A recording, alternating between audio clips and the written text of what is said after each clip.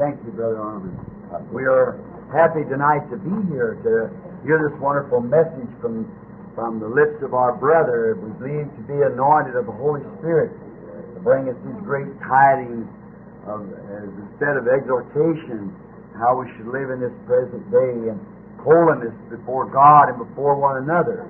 We want this holiness among us, that no filthy communications be heard among us at all as we profess this great calling of God. We must walk worthy of this thing that God has brought us to. And we're way down towards the end of the journey now, where we're expecting the exceeding abundantly above all that we can do and think. And remember, we want to constantly be in prayer. Above all things, watch your life. If your life don't tally up with God's holiness, then go back and start praying again. There's something wrong. See? We must live in that kind of a state that the fruits of the Spirit will make itself known through us. That's what we want to live. You know, sometimes we hear great preachers who can preach mighty, but we'd rather see a sermon live than we would hear one preach. That's the evidence that God is on the inside. Now, we are coming to the communion table. And now, there's some that doesn't take communion, and maybe they just take it in their own churches, but we'd be happy tonight if you could want to fellowship with us around these things. We never draw any lines of who, just long as you're walking worthy of the gospel that you're listening to and confessing to be part of. You know, you're part of this gospel. Amen. You are written epistles of what we're talking about. Amen. And as long as we do something that's reproachful, then we are an impediment to what we're listening to. See? We must live what we believe. And live it in such a way that it will never reproach but reflect Jesus Christ in all things that we do and say. That's the way it is. We just love Him for this. And now tonight, we're going to read the order of the Lord's table that's found over in 2 Corinthians about the 11th chapter. And we read this and just let each individual. How we do this, if there's newcomers among us, we call the people around the altar in succession as they come in. Take the communion, and every Christian is worthy. Now, if you live a life that proves what you are, you want to search your heart. Or let me be sure to mention this, that the Scripture reads here, if we take it unworthily. Now, we know that we are not worthy in ourselves, none of us are. But that we are not trusting in our own worthiness, we're trusting in Him who has we're trusting in His worthiness. Amen. That we have died to our own thinking and just think His thoughts and live that everything that we believe He commands us to, and look back and see what we're living and look our life over. And if we're doing things that's not worthy of the gospel, then we shouldn't take the communion. Amen. But if we're doing things that we think that our lives could be read of all men, that if anybody could not point a finger and say, I seen this man in a bar room the other day. I heard this man standing telling filthy jokes, this woman doing wrong. Then if you know that that's the Holy Spirit pointing to you, then don't take the communion. But if you feel that you're living, that you look back and see that all your sins are confessed in another blood, then you're supposed to take it. You're part of it. Now let us read the Scripture just as St. Paul exhorts us here in the book of St. John, I beg your pardon, in book of 1 Corinthians, the 11th chapter, beginning with the 23rd verse. For I have received of the Lord which also I delivered unto you, that the Lord Jesus, the same night which is betrayed, took bread. Wish I had time to speak that a little bit. The same night that He was betrayed, you see, He took bread. And when He had give thanks, He brake it, and said, Take and eat, this is my body which is broken for you. This do in remembrance of me. After the same manner also He took the cup, and when He supped, saying, This cup is of the New Testament in my blood. This do ye as oft as you drink it in remembrance of me. For as oft as you eat this bread and drink this cup, you do show forth the Lord's death till He come. Wherefore, whosoever shall eat this bread and drink this cup of the Lord unworthily shall be guilty of the body and the blood of the Lord. But let a man examine himself, and so let him eat of the bread and drink of the cup. For he that eateth and drinketh unworthily eateth and drinketh damnation to himself, not discerning the Lord's body. For this cause many are weak and sickly among you, many sleep. For if we should judge ourselves, we should not be judged.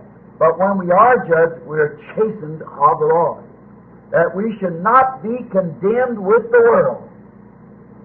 May I bring that a point? When we are judged by the Word, which is Christ, we're chastened. If we're doing wrong, we're not living up to this Word, we're chastened of the Lord. And when the Lord chastens us, that means corrects us. That we should not be condemned with the world. We are not of the world.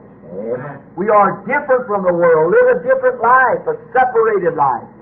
We're never to live the life of the world and be a Christian.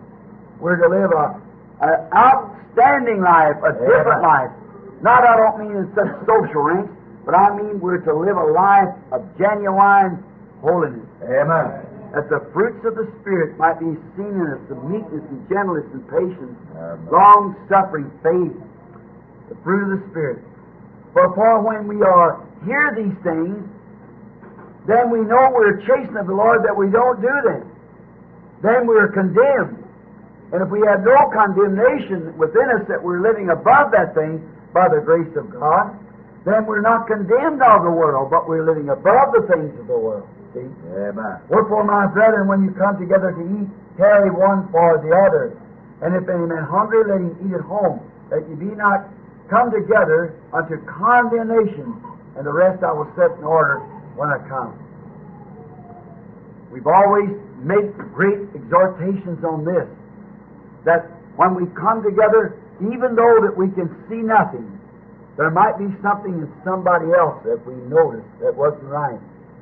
When you come together to eat this communion, wait on one another. Pray for one another. Pray that, we always make it this, I pray for you, that if there's some sin in you, that some unrighteous deed or something you've done as a believer, I pray that God will take it out of you, that He'll forgive you for it, and you pray for me, that if there's something that I've done that I don't know just about, if I've done it and know that's wrong, I'll confess it right now. I'm fixing it, because he that eateth and drinketh unworthily eat and drinks damnation to himself, not discerning the Lord's body. The discernment of knowing that you are the Lord's body, you can't discern it. In wickedness and sin, we've got to be above that. That we discern that the Lord is righteous, and we discern that He's our propitiation, that all of our sins we confess, and we believe in Him, and waiting upon His atonement to cleanse us from all of our iniquity. Then we're discerning the Lord's body, discernment of what it's for. And then discerning again that in among us as the Lord's bride body, let's discern if there's anything wrong with us in here that would hinder the gospel from growing, or the Lord from presenting us before God as a chaste virgin. Let's discern that out right now and find if it's wrong. Let's confess it is wrong. Let's say, Lord, I'm sorry about that. So therefore, there might be something that we've done, you've done, something I've done. It might not be consciously right now. Let's ask God to forgive us for it. We used to sing a song here, forgive the sins I have confessed to Thee. Forgive the secret sins, see, that they don't even know nothing about. The unknown sins. We pray, God, forgive them. Now it said when you come together, tarry one for the other, and that really would be like just tarry one with the other. Tarry means to wait. Wait on each other. Let's do that now. I'll pray for you. If you know anything that you've done wrong, say, God, forgive me. I didn't mean that. And if you help me from this night on, I won't do it again. I mean it, Lord. I won't do it again. If you just forgive me.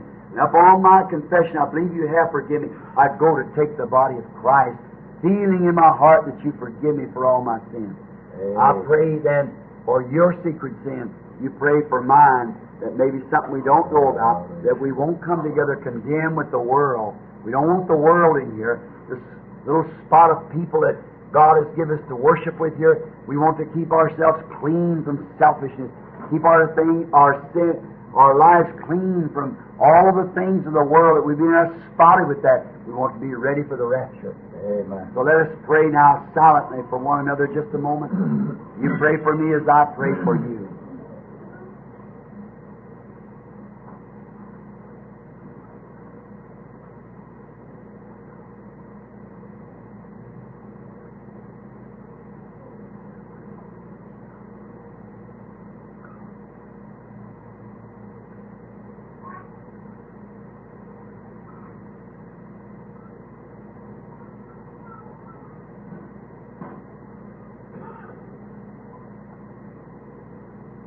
Lord Jesus, let it be, Lord, that all of our sins be now in the blood of the Lord Jesus, in the forgetfulness of God's recollection, that we come together now as beloved believers and children in Christ.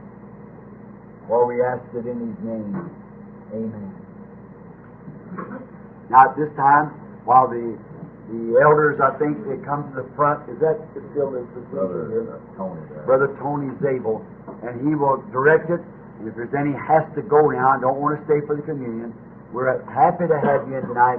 Remember our Wednesday night prayer meeting, and you slip out quietly while the rest of them come to the altar. And Brother Zabel here will direct the people to the altar while we make ready the communion.